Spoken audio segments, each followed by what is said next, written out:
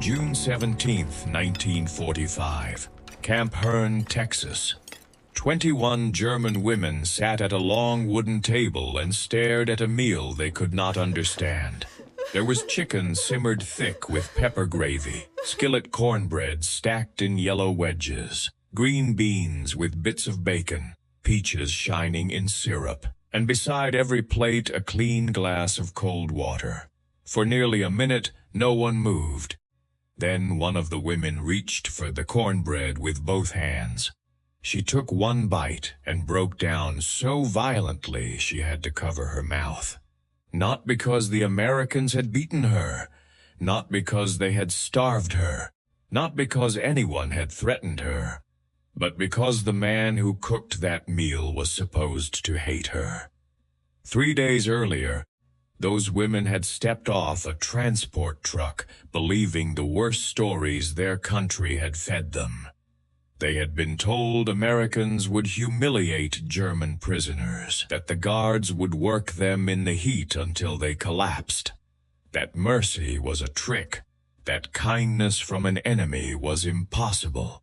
And now, in a prisoner-of-war camp in the middle of Texas, a black army cook named Sergeant Isaiah Bell stood near the kitchen door, watching 21 enemy women cry over his Sunday supper. What happened around that table did not end the war. The war was already over, but it broke something older than the surrender papers. It broke the picture of the enemy they had carried inside themselves. And before that summer was finished, some of those women would make a request no one in the camp knew how to answer. They would ask not to be sent home. The transport truck arrived just after noon, when the heat had already turned the yard white and hard. Camp Hearne sat north of Bryan, Texas, on flat ground where dust lifted with every bootstep. Rows of barracks stood behind wire fences. Guard towers rose at the corners. The sun made the rifle barrels look brighter than they were. The women climbed down one by one, blinking against the glare. Their gray auxiliary uniforms were wrinkled from the journey. Some carried small canvas bags. Others had nothing but papers, a coat, and the exhausted pride of people trained not to look afraid. Near the center of the group stood Lotte Meinhardt. She was 23 years old, a signals clerk from Bremen, captured in the closing weeks of the war after her unit fell back through Belgium. In her bag, she had a spare blouse, a cracked comb, 2 letters from her mother, and a photograph of her younger brother in a school jacket that no longer fit him. She held that bag against her chest as if the Americans might take memory too. Beside her was Anneliese Vogt, 21, sharp-faced and silent, who had once worked in a Dresden municipal office before the war swallowed her desk, her city, and then her name. Martha Weiss, the oldest at 26, had served in medical administration near Stuttgart. Martha kept her chin lifted. She had the kind of calm that younger people borrow when they are close to panic. But even Martha watched the guard towers, because the stories had reached them before the Americans did. In the last months of the Reich, rumor had become another weapon. They had heard that American prison camps were revenge camps, that Germans were fed like animals, that women in uniform would be shamed first and punished later, that black American soldiers were especially dangerous, that the West only pretended to have rules. The women did not know what was truth, what was propaganda, and what was fear repeating itself until it sounded official. They only knew they had lost the war, and losing the war meant they no longer controlled what happened to their bodies. Captain Ruth Mallory came out of the administration building with a clipboard under one arm. She looked younger than Lotte expected, early 30s. Dark hair tucked under her cap, a face too tired to be cruel and too disciplined to be friendly. 2 guards followed her, Corporal Wade Rusk, narrow-shouldered, sunburned, with a farmer's squint, and Private Jesse Ard, who looked so young that several of the women assumed he must be a clerk until they saw the rifle. Captain Mallory stopped in front of them. "Welcome to Camp Hearne," she said. Her voice was plain. No warmth, no hatred. "You will be quartered in Barracks 9. Roll call morning and evening. Medical checks this afternoon. Work details will be posted tomorrow. You will follow camp rules. The rules will also protect you." That last sentence landed strangely. The rules will also protect you. Lotte waited for the shout after it. The insult. The first shove. Nothing came. The women were marched to a wooden barracks with screened windows, iron bunks, thin mattresses, and blankets folded at the foot of each bed. The place was bare, but it was clean. There were wash basins. There were posted meal hours. There was a water barrel just outside the door with a ladle tied to the handle. The silence inside the barracks became heavier than any threat. Because cruelty would have made sense. Cruelty would have matched the world they had been given. This did not. That first night, no one slept much. The Texas insects shrilled outside the screens. A bare bulb hummed in the rafters. Every time boots passed the barracks, the women stiffened under their blankets. Marta whispered in German, "Do not relax. A polite guard is still a guard." No one argued. But by the second day, the small things began. Not dramatic things. Not things anyone would put in a report. Private Ard brought extra canteens to the work shed when the afternoon heat passed 100 degrees. He did not announce it. He did not make a speech. He simply placed them near the door and walked away. Later, when Annalise grew dizzy during inspection, Corporal Rusk moved the line into the shade before Captain Mallory even asked. At supper, the portions were plain but equal. Beans, bread, boiled potatoes, coffee so weak it looked like brown water. But no one was skipped. No one was mocked. No one was handed less because her uniform had once belonged to Germany. The fairness unsettled them. A blow would have been simpler. That evening, Private Ard tried to say Guten Morgen, even though it was nearly dusk. His pronunciation came out so badly that one woman choked on a laugh and immediately covered her face, horrified by herself. Private Ard turned bright red. Corporal Rusk shook his head. "Wrong time of day, son." The women looked at one another. For a second, something almost human moved through the barracks yard. Then it vanished. They were still prisoners. The wire was still there. The war had not turned into friendship just because a young guard had embarrassed himself. But the crack had opened, and once it opened, Lotte began seeing things she did not know how to carry. Camp Hearne had held thousands of prisoners during the war. By 1945, the United States had more than 400,000 enemy prisoners scattered across hundreds of camps, most of them German. On paper, there were regulations, food allotments, medical inspections, mail procedures, work rules, Geneva Convention requirements. But Lotte had not arrived with paper. She had arrived with fear, and fear did not yield quickly to regulations. On the third morning, she saw the cook for the first time. He stood behind the mess hall screen door, sleeves rolled high, stirring a pot with one hand and reading a supply sheet with the other. He was a black man in a U.S. Army uniform, broad in the shoulders, graying at the temples, with the patient movements of someone who knew exactly what heat could do to food and to people. His name was Sergeant Isaiah Bell. He had cooked for Army units before the war, during the war, and now for men and women who had worn the enemy's uniform. Lotte had never spoken to a black American. Everything she had been taught told her what to think before he even opened his mouth. And that was what frightened her. not him. The certainty inside herself. Sergeant Bell looked up once and saw the German women passing in formation. He did not glare, he did not smile. He simply nodded, as if they were people moving through his workday. That small nod bothered Lotte for hours. At noon on Sunday, the whole camp changed smell. It began as smoke from the kitchen chimney, then pepper, then chicken fat, then something sweet warming slowly enough to make the air feel cruel. The women were in the barracks when the first wave of it drifted through the screens. Anneliese sat up. "What is that?" No one answered. They all knew what it was. Food. Not ration food, not survival food. Food prepared as if someone expected a human being to taste it. By then, most of them had gone years without abundance.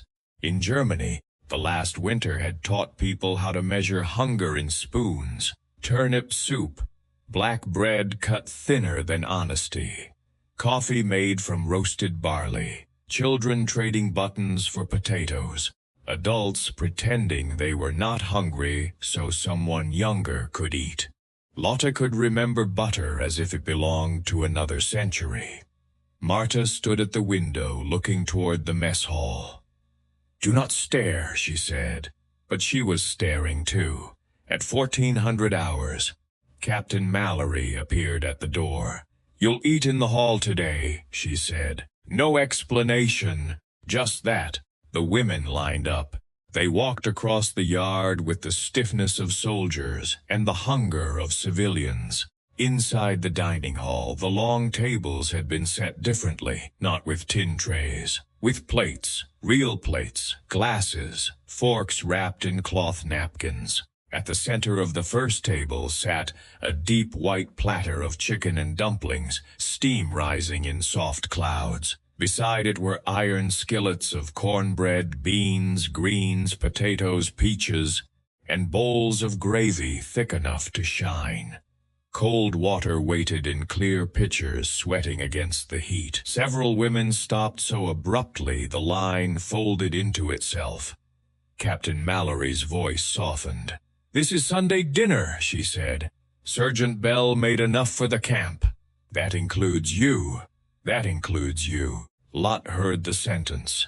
She understood the words, but her body did not believe them. Private Ard pulled out a chair, then seemed to realize how formal the gesture looked and stepped back awkwardly. "Go on," Corporal Rusk said, quieter than usual. "Food's getting cold." The women sat. For several seconds nobody reached. Marta kept both hands in her lap, fingers locked so tightly her knuckles went white. Then Anneliese took a wedge of cornbread. She brought it to her mouth. The first bite cracked softly between her teeth. Her eyes filled. She tried to swallow, couldn't. A sound came out of her that was not speech, not quite grief, not quite relief. Then she bent forward over the plate and began crying as if the meal had reached somewhere hunger alone could not reach. That broke the room. One woman covered her face with both hands. Another whispered "Mutti" under her breath. Marta, who had told them not to relax, pressed a napkin to her mouth and shook without making a sound. Lotte took a piece of chicken. The meat was soft enough to come apart with the fork. Pepper, salt, fat, flour, heat. Nothing magical, nothing expensive, just food made carefully. And because it was made carefully by the people she had been taught to fear, it became unbearable. She cried because she was hungry. She cried because she was ashamed. She cried because the enemy had not needed to do this, and that made it mean more. Across the room, the Americans stood in uncomfortable silence. Private Ard looked stricken, like he had accidentally hurt them. Corporal Rusk stared at the floor. Captain Mallory folded her arms, but her face had changed. Sergeant Bell stayed near the kitchen door, reading the room the way cooks read weather. When the bowls emptied, he brought more. No ceremony, no speech, just more. At the end of the meal, Lotte remained seated, both hands around her water glass. Sergeant Bell came by to collect plates. She looked up at him before courage could leave. "Why did you cook like this for us?" Her English was careful and thin. Sergeant Bell paused with a stack of plates in his hands. Then he said, "Because Sunday dinner is not a medal you win. It's a table you're allowed to sit at." Lotte had no answer. He looked toward the empty bowls. "And because hungry people listen different after they've been fed." That line stayed with her longer than the taste. Hungry people listen different after they've been fed. For the rest of that week, the women spoke less about punishment and more about confusion. That was more dangerous. Punishment hardens people. Confusion makes them examine the lock. A few days later, the first letters came through. Mail from Germany arrived slowly, irregularly, often through people who were not family but neighbors, clerks, distant cousins, anyone still able to write a name on an envelope. Captain Mallory called the names in the barracks yard. Some women stepped forward like they were walking to a sentence. Some received nothing and looked relieved for half a second before the emptiness became worse. Lotte received one letter. The handwriting belonged to Frau Ehlers, who had lived below her family in Bremen. The letter was brief. Her mother had survived the air raids but was ill and living in a church shelter. Her younger brother had been killed in April, not in uniform, not in battle, but while searching for coal near the rail yards. Her father had not been seen since the evacuation. There was no apartment to return to, no street as she remembered it, no certainty, only names missing from lists. Lotte read the letter once standing up, then again sitting down. By the third reading, the words stopped entering her. They simply struck and fell. Anneliese's parents were alive, but Dresden was ash and rumor. Marta learned her mother had died in February, and no one had wanted to write it until there was no kinder way left to delay the truth. By evening, the barracks had become a place where everyone breathed carefully. Private Ard came by on rounds and heard nothing, no whispers, no movement. He reported it to Corporal Rusk. "They're quiet in a bad way." Corporal Rusk nodded. Mail came. That was all he needed to know. Grief has its own language. But another truth arrived with the newspapers. The Americans kept papers in the common room, partly for the guards, partly because information after the war had become a kind of weather. 2 women found the photographs first. Then others gathered.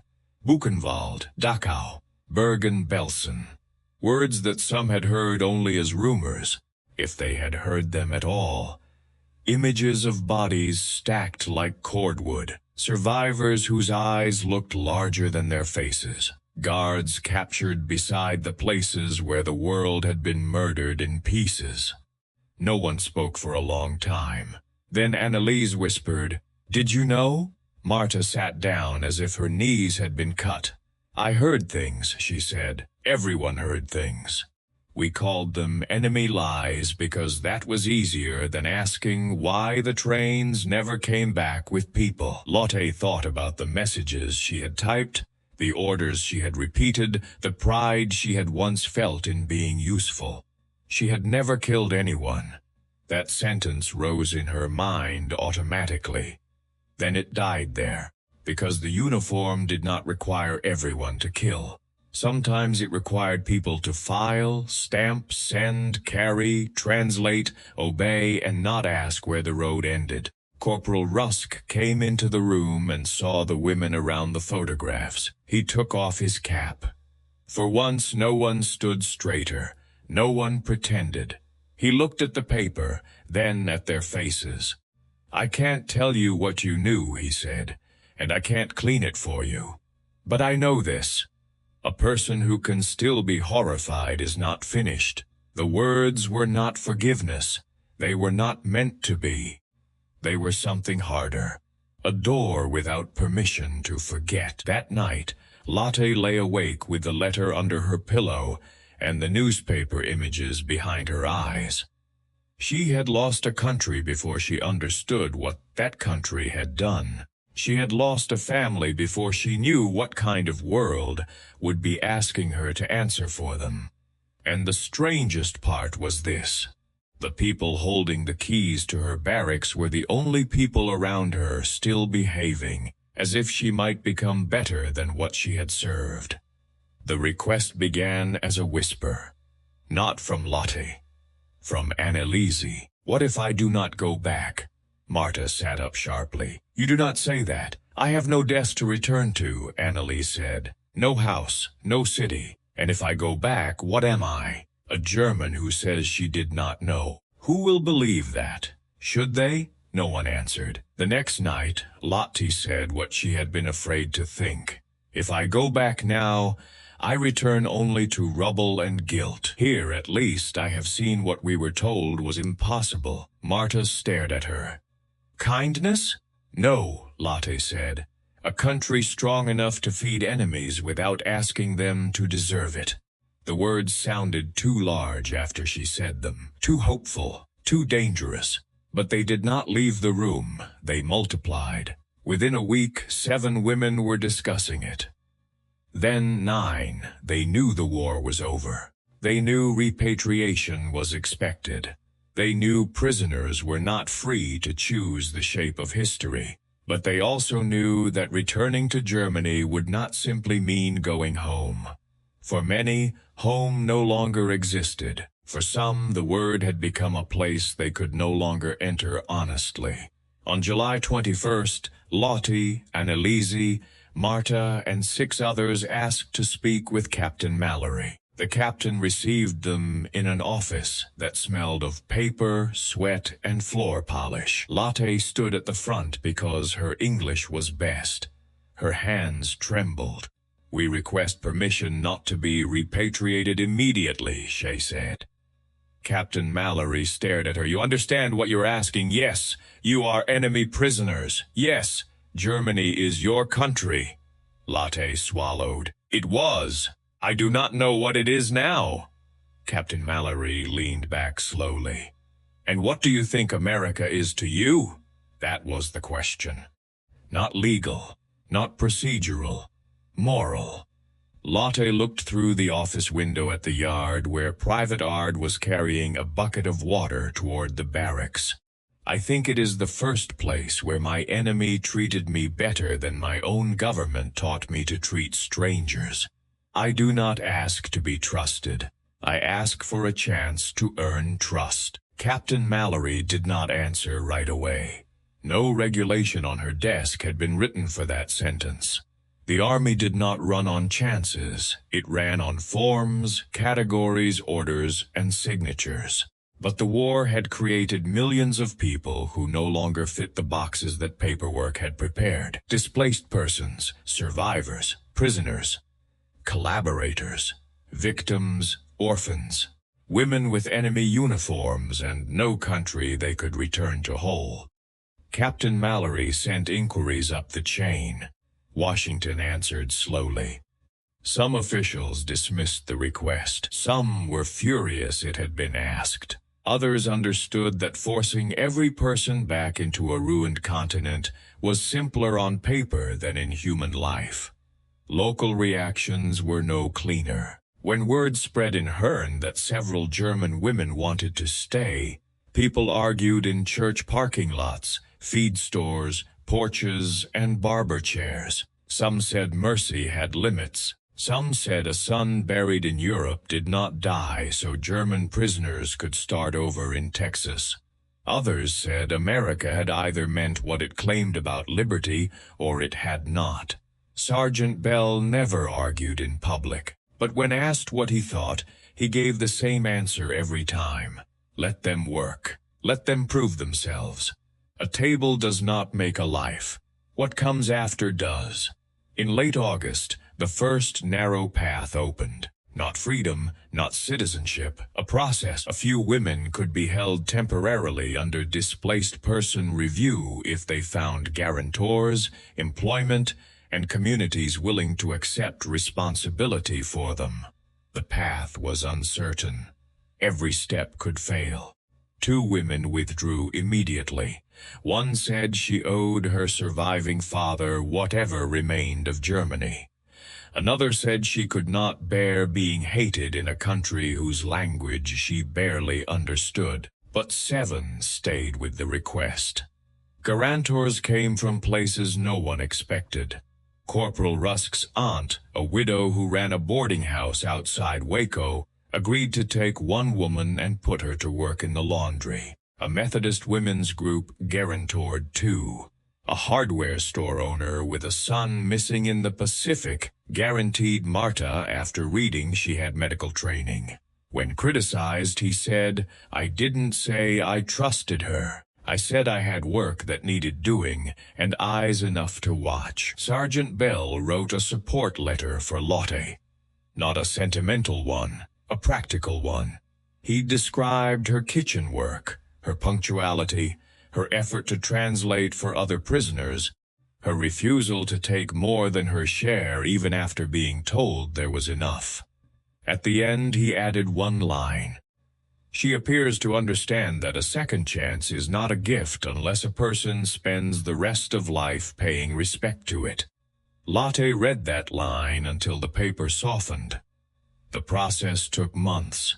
Interviews, background checks, letters, delays, hostility, mistakes. Winter came before anything felt settled. By early 1946, 7 former enemy auxiliaries had been approved for supervised civilian placement. They left Camp Hearne without ceremony, not as heroes, not as innocents, not as symbols clean enough for speeches. They left as women carrying shame, gratitude, suspicion from others, and a debt they could not repay quickly. The first years were hard in ordinary ways that almost broke them. Annalise worked in a dry goods shop where customers sometimes changed lines when they heard her accent. Marta cleaned hospital corridors before anyone allowed her near patients. Lotte worked in an office that processed refugee papers, translating German documents for people who hated filling them out and hated needing help from a woman who sounded like what they had fled. She accepted it. Not because every insult was fair, but because some of them came from wounds she had no right to rush. Year by year, the sharpness dulled, not disappeared, dulled. Neighbors who had watched them through curtains began leaving tomatoes on porches. A church basement English class turned into shared coffee. A hospital emergency proved Marta's skill when a child came in bleeding from a farm accident, and she moved before anyone remembered to distrust her. Annalise married a man who had once refused to speak to her, then apologized so badly she laughed for the first time in months. Lotte became an American citizen in 1954. When she raised her hand and took the oath, she did not feel washed clean. She felt accountable. That was better. On June 17, 1965, 20 years after the meal that had undone her, Lotte stood in her kitchen in Houston and cut cornbread into wedges. Her husband set plates on the table. Her teenage daughter filled water glasses. Her son complained that the chicken smelled too good to wait for guests. Lotte smiled but did not hurry. Some meals should not be rushed. By late afternoon, the house was full. Annalise arrived with a bowl of potato salad and a laugh that carried from the doorway. Marta came in her nurse's uniform because she had driven straight from the hospital. Corporal Rusk arrived gray-haired and heavier now with his wife and 2 grandchildren. Private Jesse Ard, no longer private, no longer young, brought peaches from his farm. Captain Mallory came last, walking with a cane, still looking as if she noticed every corner of a room. And then Sergeant Isaiah Bell stepped through the door. He was older, slower. His hands shook slightly when he removed his hat. But when Lotte saw him, she was 23 again, sitting at a table in a prison camp with a plate she did not deserve and a question she could barely ask. Before the meal, Lotte stood at the end of the table. She did this every year, and every year the room went quiet before she spoke. 20 years ago, she said, I arrived in Texas believing I knew who my enemies were. 3 days later, Sergeant Bell fed us Sunday dinner. She looked at him. I thought the meal was about kindness. Later, I understood it was about responsibility. He did not tell us we were innocent. He did not ask us to forget. He simply refused to let hatred be the only thing left between us. Sergeant Bell looked down at his plate. My mother used to say, he said, don't feed a person like a dog unless you want him to remember you like a dog. The room stayed silent. Then he added, feed folks like humans and they got to decide what to do with that. Lotte nodded. That is what changed me. Not comfort, not forgiveness. A decision placed in my hands after I had served a country that taught me never to make one. They ate chicken, cornbread, beans, peaches, cold water in clean glasses, nothing fancy. Everything remembered.